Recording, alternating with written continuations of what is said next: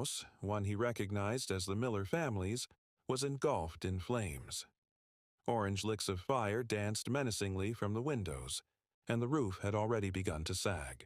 Panic seized him, but it was quickly overshadowed by a gut feeling he couldn't ignore. He slammed on the brakes, the bus skidding to a halt. As he flung open the door, he heard it, the faint, desperate cries of children.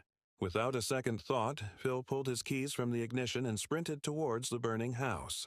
The heat was immense, a physical wall that pushed against him, but he pressed on, shielding his face with his arm.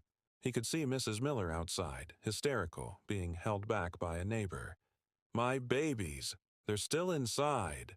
she wailed, pointing frantically towards an upstairs window. Phil didn't hesitate. He burst through the front door, the acrid smell of smoke immediately assaulting his senses. The living room was a terrifying inferno, but he remembered Mrs. Miller's cry and headed for the stairs. He called out, his voice hoarse, "Hello, is anyone here?" From upstairs, a small voice whimpered, "Help us!" Guided by the sound, Phil plunged deeper into the smoke-filled house. He found them huddled together in a bedroom, two terrified children, a boy and a girl, coughing uncontrollably. Their eyes, wide with fear, looked up at him as if he were an angel. "It's okay, kids. I'm Phil, your bus driver. We're going to get out of here," he said, his voice surprisingly steady despite the roaring inferno around them.